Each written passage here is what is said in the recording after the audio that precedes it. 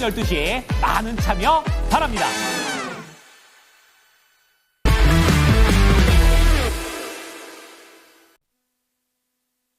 네, 이슈 딥다이브 함께하겠습니다. SP인베스트의 이주호 본부장 나와주셨고요. 해운솔루션 이정호 팀장 두 분과 함께하겠습니다. 안녕하세요. 안녕하세요.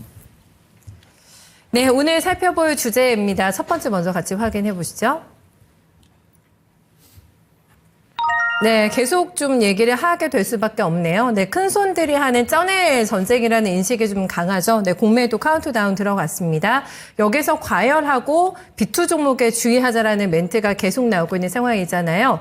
대차장고가 힌트가 많이 될 것 같습니다. 대차장고 늘고 있는 종목들 기사로도 많이 나오니까 확인하실 것 같은데 주의가 조금 필요할 것 같고요.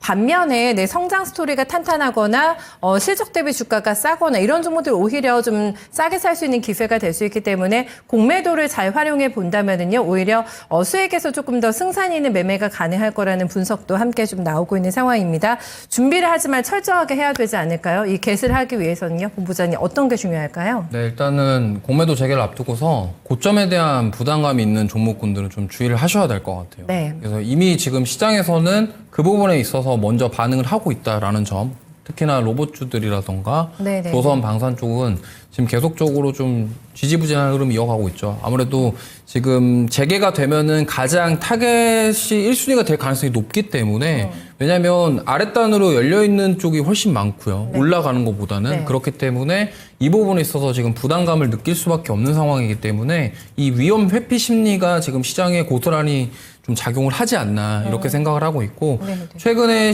국내 증시 흐름 보시면은 뭐 이슈가 있거나 사실 조금 뭔가 저가 매수세 가능성이 있는 종목군들 위주로 쏠림 현상이 나타나고 있기 때문에 이 부분에 있어서 제가 봤을 때는 꾸준히 체크를 해보셔야 될 것 같고 특히나 다음 주까지 이러한 흐름들이 계속 이어질 가능성이 높기 때문에 아무래도 지금 고점에 대한 부담감이 있는 종목군들은 좀 적극적으로 매수하기보다는 좀 관망하시면서 리스크 관리를 하시는 게 필요하다고 생각을 하고 있고 오히려 그러면 지금 뭐 사야 되냐 이렇게 물어보신다면 네. 차라리 지금 가격적으로 매력이 있는 쪽이 나을 것 같아요. 뭐 자동차 쪽이라던가 자동차. 특히나 LG 그룹주들 특히나 최근에 LG 이노텍 흐름 나쁘지 않죠. 그렇죠. 그러니까 오히려 지금 그쪽이 조금 더 업사이드 많이 열어둘 수가 있기 때문에 네네네. 그럼 뭐 공매도 하시는 분들도 이렇게 네. 생각하겠죠. 오히려 좀 먹을 수 있는 구간이 더 많은 쪽을 택하지 뭐 좀 지금 많이 빠져 있는 쪽에서 좀 이거를 좀 하겠다 이렇게 보다는 오히려 그쪽 하나라던가 조선 방산 이쪽이 가능성이 높다라는 점을 참고하시면서 대응해 보시면은 좋을 것 같습니다. 네, 주도주가 선 조정이 이미 나온 상태이기 때문에 공매도에 또 타깃이 돼가지고 먹잇감이 돼서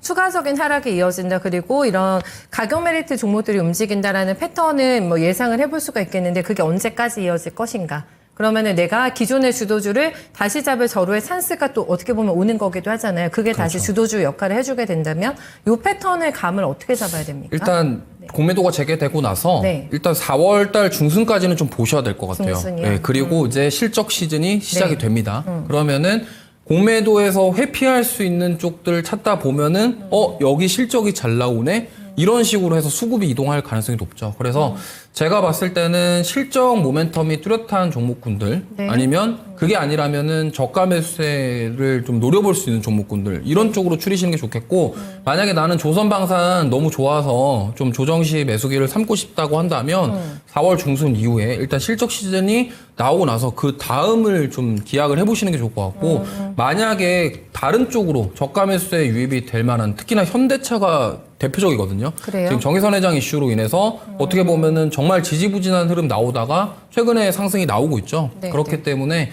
이런 쪽으로 만약에 수급이 쏠리게 될 경우에 사실 그런 조정 시 매수를 기회를 노리기도 전에 그냥 수급이 아예 자동차나 아예 저가 매수세 쪽으로 유입이 되면은 네네. 당분간 횡보를 할 가능성이 높기 때문에 이 점을 참고하시면서 대응해 보시면 좋겠고 네. 지금 외국인 수급 자체도 반도체랑 자동차 쪽으로 지금 집중되고 있기 때문에 맞아요. 네. 이 점을 좀 참고하시면서 대응해 보시면 좋을 것 같습니다. 네, 사실 조금 이게 지수하고 또 저기 반도체하고 자동차의 주가를 보면 괴리가 있거든요. 오늘 지수 강하지 않습니다만은 하이닉스가 3% 넘게 오르고 삼전 2% 뛰거든요. 현대차가 브로맨스 가능할 할까요? 트럼프 대통령과 지금 기대감이 자동차 쪽으로 많은데 현대차도 오늘 빨간불 들어오게 되면서요. 이미 뭐 공매도 전부터 판도 변화는 지금 나타나고 있다고 볼 수가 있겠습니다.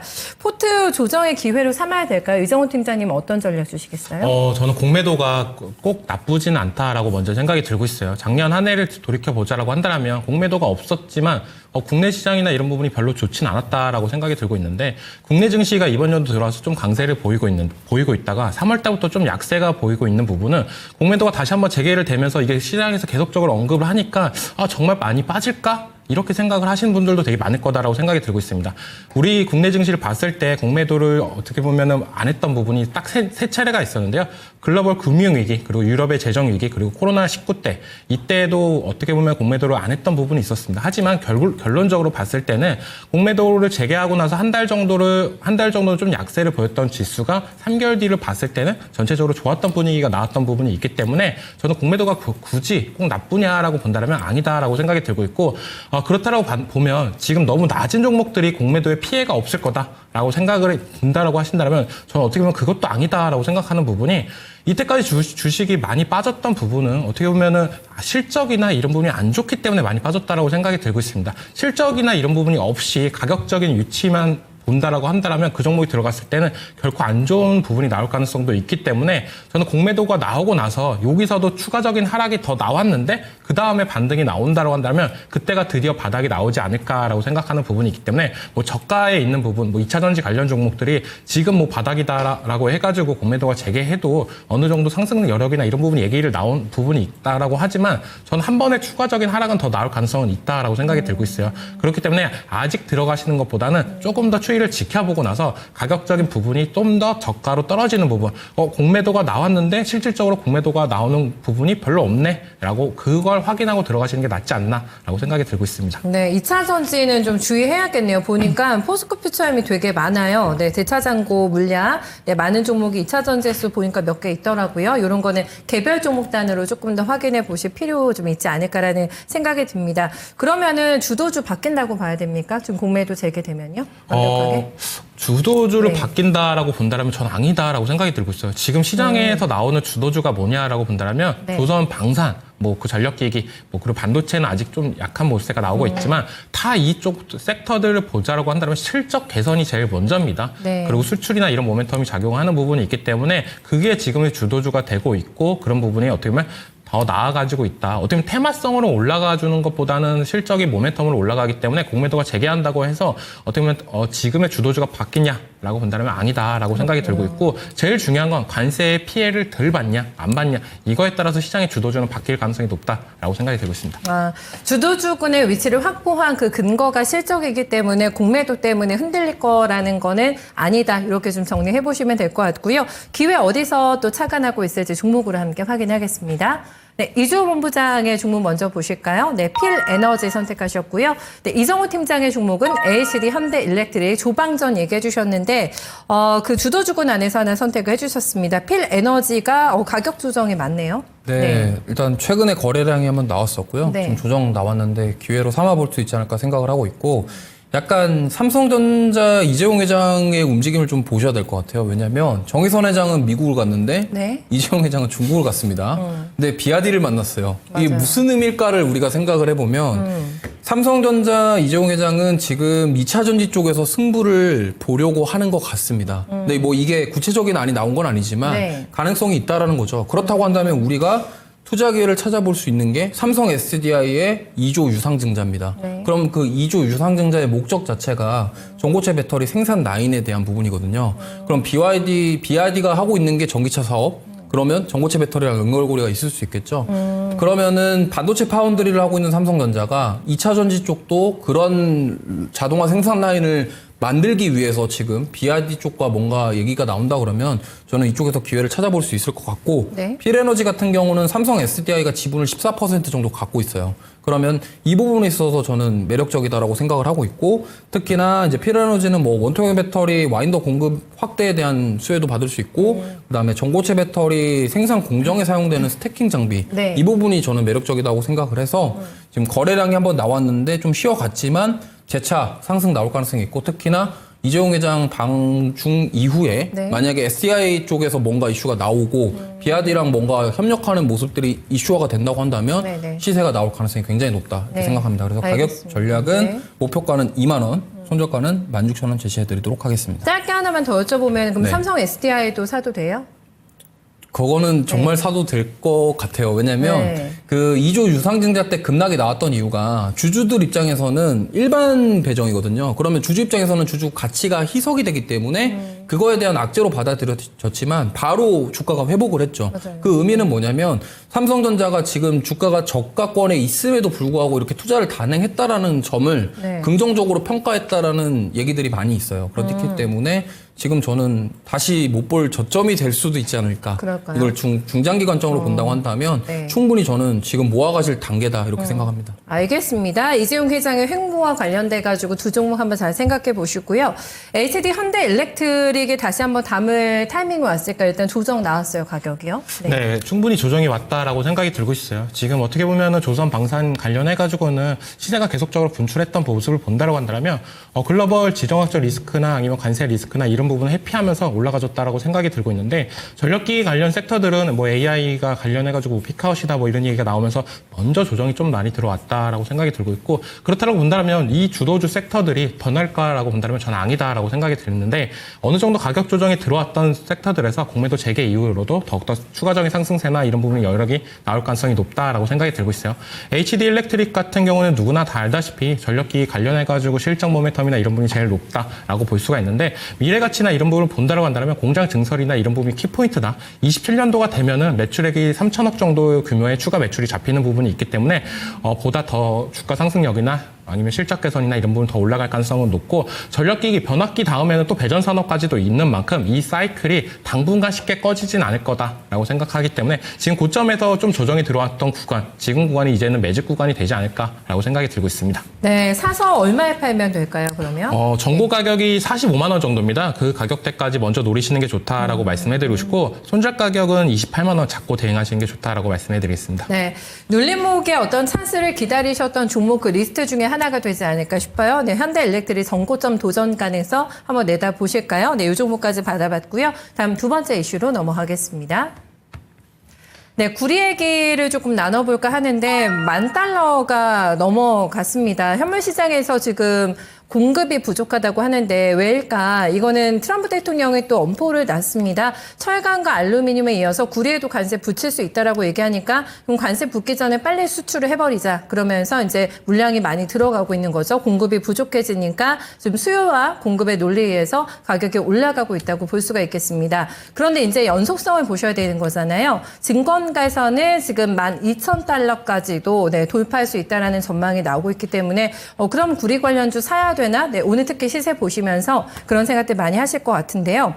저랑 본부장님이 14일에 프로의 시선을 방송을 했습니다. 네. 거기에서 구리 가격의 상승을 예견해 주시면서 풍산을 주셨거든요. 네, 오늘의 이런 흐름 보시면서 어떤 생각을 하고 계실까? 적중도가 높거든요. 네. 풍산은 생각보다 좀 많이 못 오르지 않았나 이렇게 생각을 해요. 그때 말씀드리고 나서 7만 원까지는 갔었는데 네. 좀 아쉽죠. 그래서 제가 봤을 땐 추가 시세 여력은 충분히 있다고 생각합니다. 이거를 잘 생각해 보셔야 되는 게 아까 네. 공급이랑 수요 얘기를 하셨는데 이게 지금 확인은 좀 필요해요. 진짜로 수요가 부족해서 오른 건지 아니면은 좀 단발성으로 좀 선점하려는 그런 것들이 나오면서 공급이 부족해서 오른 건지 이게 그렇지. 좀 확인을 해봐야 돼요. 네. 왜냐면 지금 공급이 부족해서 오르는 거는 괜찮거든요. 근데 이게 일시적으로 뭔가 누군가 사들여가지고 오르는 거는 좀 안 좋아요. 그러니까 무슨 말이냐면 단순하게 수요가 폭발적으로 늘어나서 가격이 오르는 거는 굉장히 긍정적인데 그런데 공급이 부족해서 오르는 거는 약간 좀 그래요.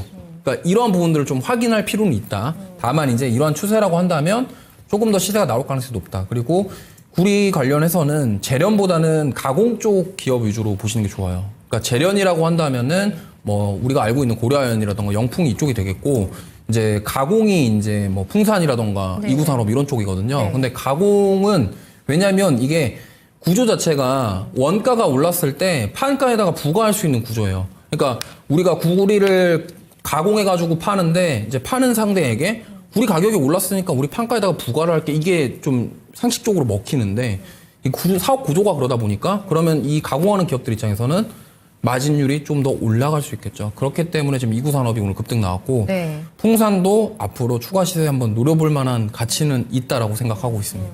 수요는 어떨까 모르겠습니다. 지금 뭐 전력망도 교체한다고 하고 구리의 쓰임새가 굉장히 많다라는 부분 저희가 언급해 주셨잖아요. 네. 수요적인 부분도 꾸준히 기대 가능하겠습니까? 지금 계속 중국도 드라이브 걸고 있잖아요. 그렇죠. 근데 네. 뭐 수요가 당연히 뭐 폭발적으로 늘어날 수도 있겠죠. 네. 지금 늘어난 추세기도 하고요. 근데 이게 지금 변수가 이제 트럼프의 관세 변수가 들어왔기 때문에 그러니까 제가 말씀드린 거는 네. 이게 일시적으로 누가 선점을 해서 그렇게 된 건지 아닌지가 확인이 좀 어렵다라는 거죠. 그러니까 그런 것들만 좀 체크가 된다고 한다면 저도 네네. 이 구리에 대한 수요, 전선이 많이 뭐 필요하게 되면은 당연히 구리 수요가 들어가게 되는 거고 네네. 구리라는 것이 이제 이쪽뿐만이 아니라 뭐 전기차라던가 이런 쪽에 다 두루두루 사용이 되기 때문에 근데 지금 일시적으로 이렇게 누가 좀 매집을 해가지고 구리를 막 누가 사들여가지고 그렇구나. 오른 게 아닌지를 네네네. 체크할 필요가 있다라는 점을 말씀드리고 싶습니다. 알겠습니다. 팀장님 경기 선행 지표잖아요. 어떻게 보면은 구리 가격을 저희가 그렇게 또 체킹을 하게 되는데 이게 일시적인 요인 때문에 올라가는 것인지 아니면 구조적으로 올라갈 가능성이 있는 건지 요거를 좀 판단해봐야 될 것 같은데 어떤 쪽이세요? 과거에 구리가 많이 올라갔을 때를 본다라고 한다면 2차 전지 산업이 좀 활발하게 작용을 했다. 기대감도 어느 정도 있었다라고 생각이 들고 있어요. 그렇기 때문에 구리 가격도 그때 많이 올랐다라고 생각이 들고 있는데 이번에 올라가는 구리는 진짜 관세인 부분이 좀 강하게 들어오지 않나라고 생각하고 있고 그 이유가 어떻게 보면 미국의 구리 수입량에 따라서 변화가 좀 생겼다라고 말씀을 해드리고 싶습니다. 기존에 월 7만 톤이 수입이 됐던 부분이 현재는 약 50만 톤이 나오고 있는데 그 말은 이제 트럼프가 진짜 철강과 알루미늄 이어서 구리까지도 관세를 매긴다라고 한다면 어떻게 보면 계속적으로 어떻게 보면 구리 사용할 수 있는 산업군에서 먼저 어느 정도 확보를 해내야 된다라고 볼 수 있는 시그널이 나왔다라고 생각이 들고 있어요. 그렇다고 본다면 트럼프가 4월 2일 날 관세가 나오고 나서 그때도 구리 수입량이나 이런 부분이 일정하게 나온다라고 한다면 경기는 어느 정도 살아있고 계속적으로 올라갈 가능성은 있다라고 생각이 드는데 지금 같은 경우는 어떻게 보면 조금 더 약간 섣부른 개념이 있지 않나라고 생각이 들 정도로 가파르게 많이 올랐다라고 생각이 들고 있습니다. 그 말은 이제는 어느 정도 조정이 어느 정도 들어올 가능성도 높다라고 생각하는 만큼 약간의 구리 관련주로 약간 구리만 보고 들어가기에는 조금 약간 무리가 되지 않을까라고 생각도 들고 있습니다. 그러면은 이거를 활용해가지고 다른 섹터로 넘어갈 게 있나요? 구리 가격이 올라간다 해가지고 좋게 볼 섹터가 있습니다. 구리 가격이 테마가 올라간다라고 해서 판가를 인상을 해줄 수 있는 기업이 제일 좋다라고 볼 수가 있어요. 그래서 판가 저도 인상. 어떻게 보면 풍산이란 기업이나 아니면 전선 관련 기업이나 이런 기업들이 계속적으로 좋게 보일 수 있는 부분은 구리 가격이 어느 정도 올라가도 이 구리 가격을 어떻게 보면 소비자한테 넘길 수 있는 기업들이 어떻게 보면 더 올라갈 가능성이 있다라고 생각이 드는데 만약에 이걸 못 넘긴다라고 본다면 더욱더 구리 가격은 올라가지만 판매 가격을 못 올린다. 이렇게 됐을 때는 더욱더 영업이익이나 이런 부분이 더 안 좋게 될 가능성이 있기 때문에 그런 부분을 조금 더 체크를 해볼 필요는 있다라고 저는 생각이 들고 있습니다. 아, 그렇군요. 구리 원가가 올라가는 거기 때문에 그로 인해서 피해를 보는 쪽도 분명히 있고요. 이게 판가 인상으로 전이만 될 수 있다면은요. 네, 전선주도 여기에 포함이 될 거라고 하는데 그러면 득이 되는 거는 맞다라는 의견입니다. 어쨌든 구리에 관세를 붙일 것인가 말 것인가 이게 상무부에서 조사하고 있다고 하는데 수개월이 걸릴 거라고 합니다. 결론이 나지 않느나 그럼 구리는 계속해서 올라가는 걸까 생각을 여러모로 해보게 되는데 어떤 종목을 두 분이 함께 가지고 오셨는지 궁금하네요. 네, 한번 점검하겠습니다. 네, 먼저 본부장님께서는 이전해 주셨던 풍선을 그대로 풍산 가지고 오셨고요. 저 이정호 팀장님과 의견이 일치하십니다. 네, 풍산 쪽으로 의견이 지금 합일이 되고 있는 상황인데 판가 인상 얘기해 주셨잖아요. 네, 풍산 그러면은 제가 기억하기로는 그 14일에 주셨던 목표가가 7만 원대 맞으시죠? 7만 4천 원? 네. 네, 그것보다 이상으로 잡아 오셨을지 궁금한데 지금 현재 구간에서 얘기 들어볼게요. 네, 지금 구간에서 목표가는 비슷합니다. 저는 7만 5천 원을 말씀을 드리고 싶고요. 네. 지금 보면은 작년에 구리 신고가 나왔을 때 고점이 78,900원이었습니다. 지금 어떻게 보면은 좀 조정이 나오고 나서 다시 좀 돌파 시도를 하고 있다 정도로 해석해 볼 수 있겠고요. 아까 말씀드린 것처럼 결국에는 판가에다가 부과를 하게 되면은 이 풍산의 기업에 대한 실적에 대한 부분들을 기대해 볼 수 있다라는 점. 네. 특히나 풍산 같은 경우는 우리가 뭐 흔히 방산이랑 구리랑 같이 알고 계시지만 전체 매출을 봤을 때 구리 신동 관련 매출이 70%가 넘어요.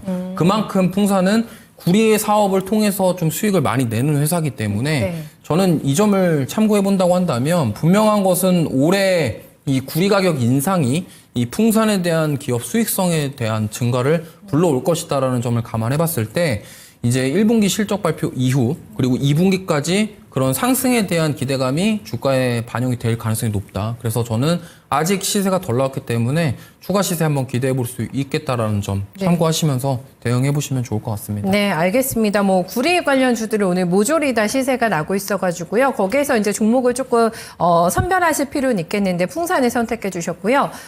팀장님께서도 풍산을 좋게 보시는데, 네, 지금 판가 인상 그게 핵심입니까 이것도요? 네, 판가 인상을 전이할 수 있는 기업이 제일 중요하다라고 말씀해 드렸는데 풍산은 그만큼의 파워를 가지고 있다라고 생각이 들고 있어요.